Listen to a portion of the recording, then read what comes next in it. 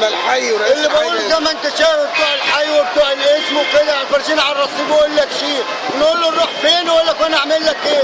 طب احنا بناكل عشان بقى 20 سنه على الرصيف، اروح فين؟ قول له اروح فين؟ يقول له شوف لي حته ولا مش شغل. طب انا اعمل ايه؟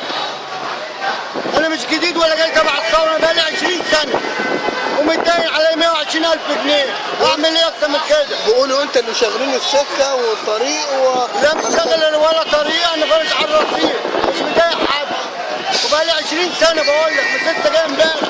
اعمل ايه؟ قول لي امشي من هنا اطلع فوق، اروح فين فوق ولا تحت؟